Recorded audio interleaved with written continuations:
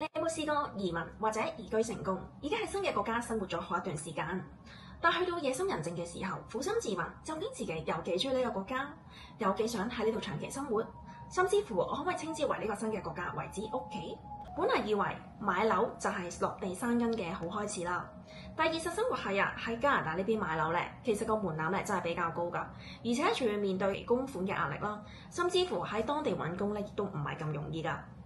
而我喺度問自己一個問題：如果俾我有能力去選擇嘅話，其實我想過一種點樣嘅生活呢？ Hello， 你好，我係 Crystal 桃桃啊。喺呢條影片裏面咧，好想同你真實咁樣分享。咁點解我決定唔喺加拿大呢邊置業，而轉向喺日本呢邊買樓呢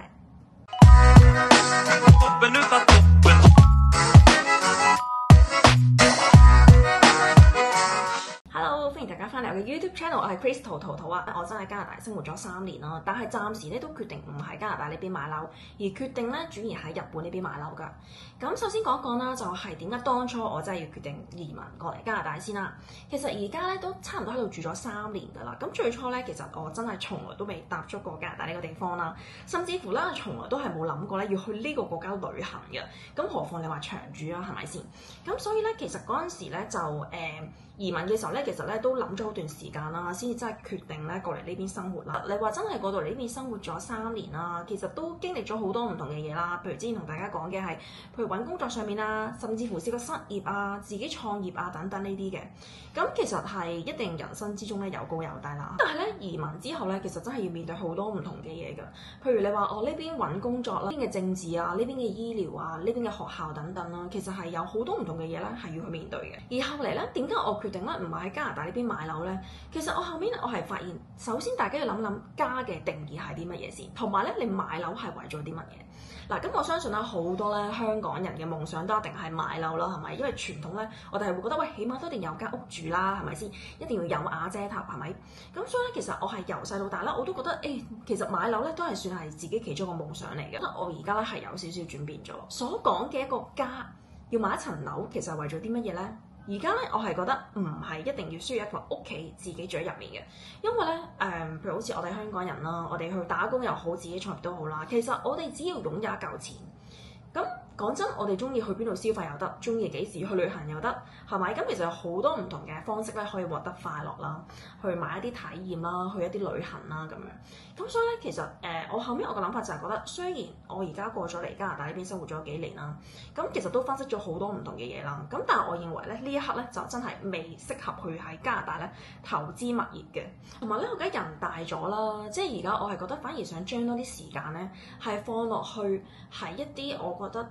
重視嘅人啦，或者一啲係我覺得有意義嘅事上面啦。咁但係咧，我就發現買樓咧，佢咧其實就會好容易擲咗一嚿錢啦，係好長時間擲喺度啦，甚至乎要供樓等等啦。咁你如果喺加拿大置業咧，其實都會有呢方面嘅問題嘅。同埋我都好想問下各位觀眾朋友仔啦，會唔會仍然選擇將你有足夠嘅金錢咧，係喺你而家住緊呢個國家裏面買樓咧？即係譬如可能有啲朋友仔同我一樣嘅，而家喺加拿大呢邊住啦，你會唔會決定咧喺加拿大呢邊買一層樓咧？而如果你咧係移民咗英國嘅話咧，你會唔會又會決定喺呢度買一層樓自己住咧？嗱，其實咧咁大家思考呢個問題嘅時候咧，第一樣嘢首先要問自己，究竟你認唔認同呢個國家，同埋究竟呢個國家係有幾令你覺得快樂，幾合適去長住，即係for你自己又好啦，或者你有小朋友喺度讀書啦。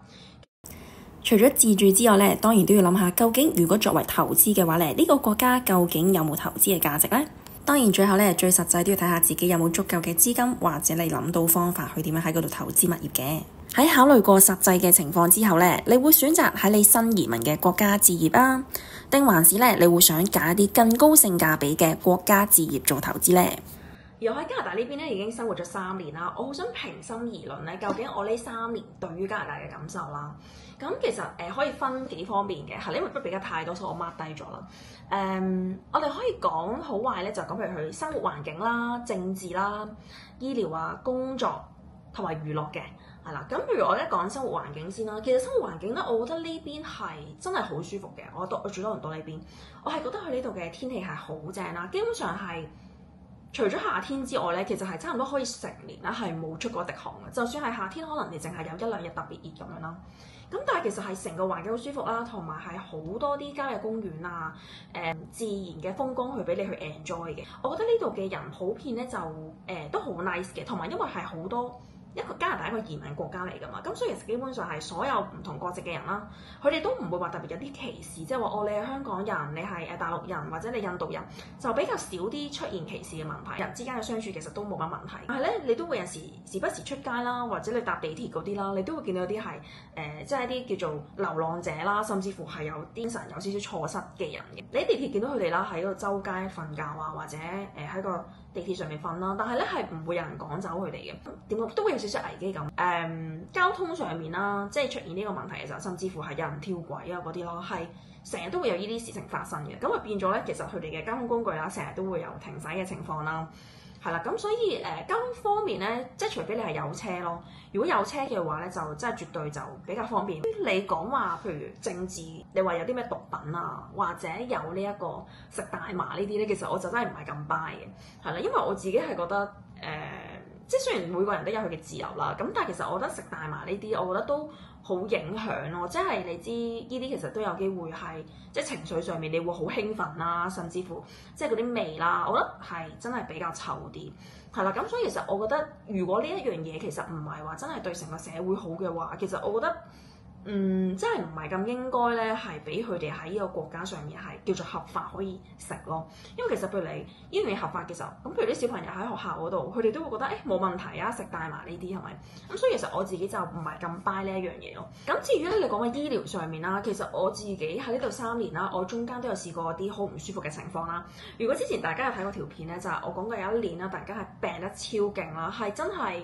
我唔知可唔可以叫做係咪又再做 COVID 啦？之前我啲都試已中過㗎啦。咁嗰次咧，我係突然間係發燒發得超勁啦，再加上咧就係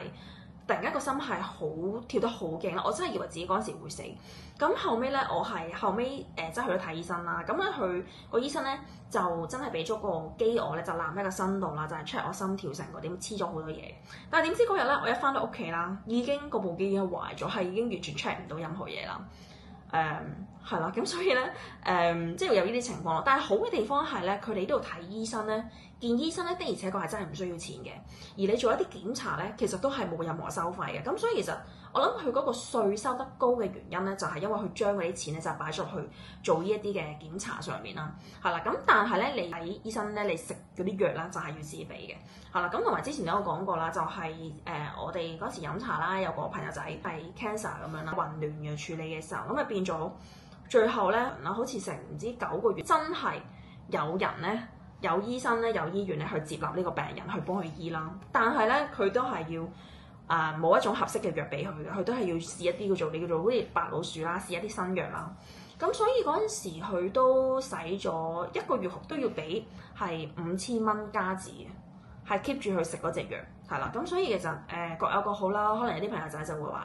咁可能佢黑仔啫，係咪先？有啲人咧亦都話我喺某啲醫院咧係好快就獲得治療嘅。咁所以其實我只係平心而論，有人遇到好嘅事，亦都有人遇到唔好嘅事啦。醫癌嘅開支咧，其實都真係唔少噶，所以咧，無論你有冇移民都好啦，有一份危疾咧，其實真係非常之重要噶。簡單嚟講咧，傳統危疾基本上咧係冇任何國家嘅限制啦。做索償嘅時候咧，即使你移民咗啦，喺另一個國家咧，一樣可以做到索償嘅。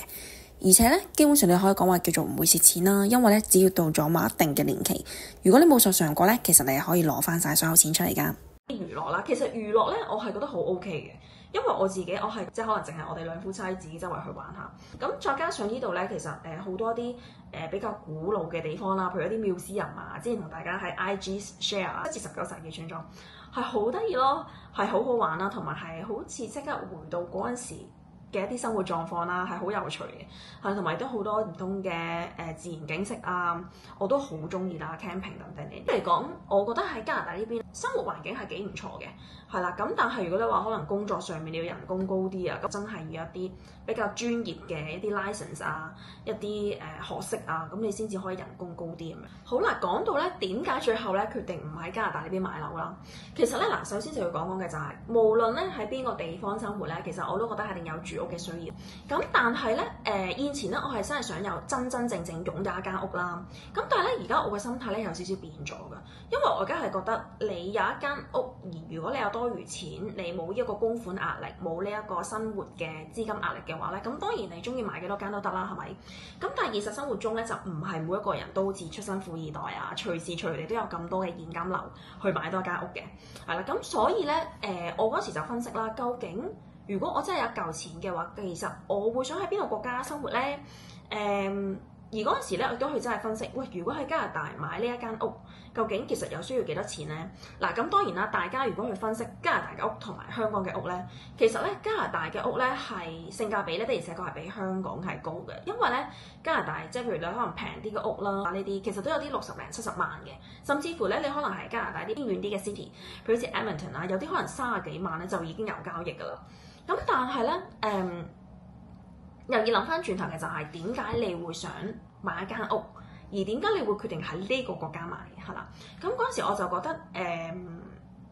其實我喺生活咗加拿大呢邊3年啦，我又冇話特別超級中意呢度，亦都冇話好唔中意係啦。咁但係我就會諗，如果我一開始喺呢個國家加拿大呢邊一買樓嘅話，咁其實我究竟要面對啲乜嘢咧？咁所以咧就一定要做資料搜集啦。究竟呢度嘅成本要幾錢啊？喺加拿大嘅唔同嘅城市，佢哋嘅生活嘅質素係點啊？佢哋嘅生活開支係點樣啊？咁如果我真係喺加拿大呢邊租屋即係住屋啦，咁其實唯一對我嘅好處就係唔使每個月掉落鹹水海係供俾嗰個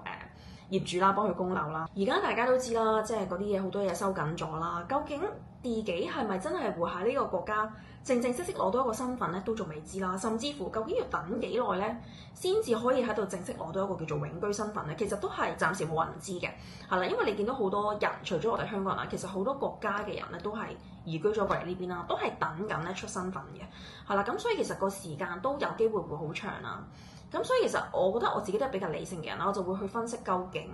我買嗰層樓係為咗啲乜嘢？係為咗真係純粹一個安身嘅地方啦，純粹想慳咗個租啊，定係其實我可以愛嚟做其他嘢咧？係咪？係啦，而我發現咧，如果喺加拿大呢邊買樓啦，其實你嗰個供款年期係比較長啦，而你嗰個入場門檻咧，嗰個資金亦都唔少啦。即係平嘅可能你都要百幾萬咯，係咪？跟住之後再加上可能你 keep 住又要加息啊呢啲，咁其實你中間呢啲你控制唔到嘅，咁變咗你嗰個時間咁長，你要 keep 住去供款，最主要嘅就係呢邊嘅可能就業狀況啦，其實都唔係話叫做非常之好啦，係咪？同埋你係唔可以控制到究竟個老闆去會唔會繼續用你啊，或者炒唔炒你啊？咁其實咧你就變咗你一開始去供長時間去供樓嘅話咧，其實嗰個風險係大好多嘅。咁所以咧，我就決定唔喺呢邊買樓住啦，去到一個新嘅國家生活，甚至乎就算你喺香港嗰個時候，你都需要資金、需要現金流噶嘛。咁所以咧，點解我雖然決定唔喺加拿大呢邊買樓啦，但係咧我決定咧轉移啦去日本呢邊買樓，係我嚟收租，增加我嘅被動收入嘅。首先咧，我哋對比下加拿大同埋日本咧，佢哋嘅收租嘅 percentage 嘅分別先啦。咁其實咧喺加拿大呢邊咧，即係睇你究竟係唔同嘅 city 啦，OK，佢哋嗰個 percentage 咧，其實可能都係介乎大約2%啦至4% 左右啦。咁但係咧，你聽落去話2至4%其實都幾低喎，因為咧，譬如喺加拿大呢邊你做一啲普通嘅可能定期啦，咁佢有陣時都會有5%啦，即係間唔時啦，OK。咁你就會諗，喂，點解我要花咁多嘅錢擲住喺嗰度供10幾30年，然後淨係得個幾個 percent 係咪先？咁所以咧計過落去咧，其實就覺得真係唔係咁划算啦。但係咧喺日本買樓就唔同，你嘅成本好低，可能你平咧係講緊係10幾萬、30幾萬、40幾萬，甚至可能幾百萬就已經可以買到一層日本嘅物業翻嚟啦。再加上佢嗰個 percentage 咧，真係介乎係講緊3至10% 啦。咁其實你諗緊，如果我去買嘅話，咁我梗係唔會買呢3%啦，係咪？我會揀啲 percentage 比較高啲，可能6% 以上啊，6至10啊咁樣啦。咁所以其實你諗下，如果我本身有加拿大買樓嘅呢筆資金有百幾萬，咁點解我唔索性喺日本裏面，我揀多幾層，然後每層都收可能7至10% 嘅息咧，係咪？再加上你知香港人幾中意日本嘅文化啦，幾中意食壽司，幾中意食刺身，幾中意佢哋嘅旅遊景點㗎啦，係咪？咁我諗緊，喂，咁如果我又可以收租啦，壓力又少啲啦，嗰個入場門檻又低啦，咁有唔時又可以去嗰邊旅行，咁其實相比之下你就會諗，咁點解我仲要揀喺加拿大呢邊置業咧？係咪？但係咧當然啦，除非咧你自己本身已經係非常之中意加拿大呢個國家啦。覺得好肯定啦，我長遠咧同我嘅屋企人咧都會喺呢邊生活，而我哋都有足夠嘅資金嘅話咧，咁當然加拿大置業咧亦都係非常之合適你嘅。而咧點解我會決定係喺日本呢邊買樓咧？其實咧係好得意嘅成件事，因為咧其實我本身咧身邊係冇乜人係真係實質買咗樓嘅，無論你話喺香港買樓啦，甚至乎係海外物業啦，同埋咧我身邊都唔係好多人咧會好主動去提及自己做啲咩投資嘅，即係除咗我即係做保險嘅時候啦，我都會同啲客去講呢啲啦，或者大家係有啲真係好中意揾錢啊，好中意了解點樣去做啲被動收入嘅朋友仔，都會大家去傾下嘅，係啦。咁但係你話真係去買樓投資呢樣嘢咧，可能始終個門檻即係比較高啲啦，所以就唔係真係有好多人咧可以俾到實質嘅意見我啦。佢點樣買啊？買香港樓啊，定係買外國樓啊？而嗰陣時咧，我究竟係點樣去踏出咧第一步去買呢個海外物業咧？某一種方法咧係可以令我再更加快啲咧去增長我嘅資金，甚至乎咧係令我嗰個現金流嘅速度係再更加快啦。咁所以咧，我就開始去研究呢一方面啦。其實你都可以講話，其實有少少叫做好似跳咗 step 啦，因為好多人咧就可能就會諗，喂，第一樣我要買樓咧，應該係揀翻自己本地國家啦，可能買一係買香港啦，一係就買加拿大嘅樓啦。咁但係咧，我第一個物業咧，我就唔係喺呢兩個地方啦，我第一個物業咧係喺日本嘅，係啦。咁嗰陣時其實點樣開始咧，就係我見到我身邊有啲人啦，佢哋開始咧就係去 share 啲自己去買日本樓嘅一啲資訊啦。咁其實嗰陣時咧，我除咗睇日本樓之外啦，我係有睇埋譬如可能英國啊、泰國啊、越南啊，呢幾個國家咧，其實我都有睇嘅。咁但係最後咧，我做晒所有 research 之後啦，我發現咧日本樓咧係最容易入場啦。佢除咗門檻低之外啦，佢哋個國家咧係非常之歡迎咧外國人喺嗰邊投資嘅。咁所以其實變相你話你無論喺邊個國家啦，你無論係台灣人又好，你係香港人又好，內地人都好啦，其實咧都可以買到日本樓嘅。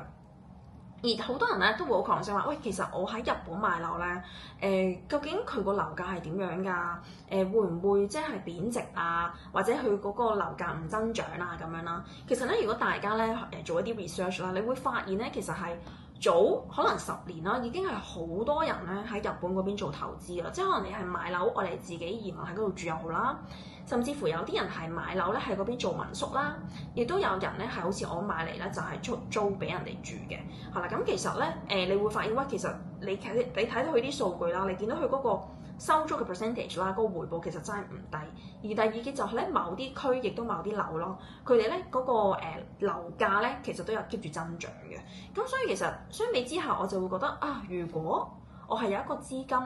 我又想我嚟做被動收入，咁我可以 keep 住每一個月收租。其實長遠嚟講咧，就可以 cover 到我嗰個工作嘅收入啦，甚至乎我嘅生活開支啦，我嘅娛樂開支啦。咁所以點解咧，我就開始咗咧去做呢一樣嘢。除咗做一個資料搜集啦，係真真正正咁落實係俾咗錢去買呢一樣嘢翻嚟嘅。因為我發現咧好多朋友仔啦，其實可能你哋都好有興趣，好想知究竟點樣可以財務自由啦，究竟點樣可以增加自己嘅收入啊，去 build up 一個叫做生錢嘅機器俾自己啦。其實我相信好多朋友仔係好有興趣，亦都真係有去做功課嘅。但係咧，可能好多人只係諗完之後，我只係 cap screen 啦，聽到人嚟講，或者我錄音啦，跟住可能寫低喺本簿仔啦，跟住之後就可能過咗1-2個月就冇咗件事啦，就冇真係去買啦。咁但係咧，其實我想同大家講嘅就係一個心態，就係一個你諗完之後，你覺得係 work 咧，其實你就真係要落實去做，先至可以咧真真正正咧去 build up 一樣你想要嘅嘢，一個生錢機器啦，一個持續嘅被動收入啦。如果唔係咧，其實你聽好多，你唔做咧，其實係唔會發生嘅呢一樣嘢。會話啊，咁但係我本身係冇做任何投資啊，而我又真係好想開始建立呢個生錢機器。我要點樣去準備一嚿資金咧 ？OK 啦，咁呢個咧就係咧對一啲係零投資或者係初級嘅投資者去做一啲建議啦。其實咧，如果你真係要落實去想做呢一樣嘢啦，其實真係越早越好嘅，因為你做任何投資啦，甚至乎開始儲錢啦，其實係冇人咧會嫌錢少，亦都冇人會覺得話啊，我好後悔我早幾年咁早就開始儲錢。其實係唔會嘅，因為你個錢咧只要跟隨時間咧係越嚟越多嘅正確嘅投資。而如果咧你係冇做過任何嘅投資啊，冇儲過任何錢嘅話咧，你啱啱出嚟畢業，甚至乎你可能工作咗好多年啦，你冇任何資金，你一樣咧都可以開始做呢一樣嘢嘅，建立你嘅生錢機器啦，用海外物業咧我嚟做被動收入嘅話咧，你首先第一樣嘢就係開始建立一個正確嘅儲錢觀念啦、投資觀念啦。咁當然啦，你翻工嘅時候咧，你要開始儲起一筆錢先啦。每一樣嘅投資工具咧，其實都有佢哋嘅好處嘅，係啦。咁可能好多人就會話，咁我啱出嚟做嘢，點解我要買保險啊？其實就係因為大家一定會面對生老病死。其實中間咧買保險咧，其實唔係大家想象中咁貴，即係可能你普通買份醫療百幾200蚊，你做一份儲蓄，其實可能3-4千蚊一個月，其實係非常少嘅資金，但係咧，佢係日積月累咧，慢慢咧就可以幫你去建立咗一嚿錢啦。再加上嘅係，其實你用一筆咁少嘅錢，你遇到啲咩事，其實好似我以前咁，成日又做手術啊，又仆親啊呢啲，每次真係睇醫生去咗啲物理治療，可能都萬幾2萬蚊。但係你諗下喎，我只要用百幾蚊一個月嘅醫療，其實就已經可以 cover 到呢嚿錢。其實咧買日本樓嘅程序咧係非常之簡單啦，唔係話要好複雜啊，或者要好多錢咧先可以正式開始嘅。咁所以咧，所有朋友就係你唔需要咁擔心，可以好輕鬆咧，其實就已經買到。佢哋咧其實個成個程序都好簡單啦，只要咧你睇中咗個物業，你做好晒 research 啦，了解晒究竟個 percentage 係點啊，究竟有啲咩類型嘅人咧，佢哋會租呢一個區域啊，佢哋嗰個樓價升值啊情況等等啦，即係你了解晒呢啲嘢之後，你咧就決定去買呢一間物業啦，然後揾啱一個團隊可以幫你咧去處理到呢啲嘢咧，其實係成件事非常之簡單嘅。而因為咧，我之前咧已經係買過啦，亦都有 agent 幫我跟開啦，所以其實如果你哋真係覺得有需要啊、有興趣、好想咧決定去買嘅話咧，咁其實咧你哋都可以問我啦，我都可以介紹俾你哋，大家去 update 啦。究竟我買日本物業係點啊？我中間收租金係點樣啦？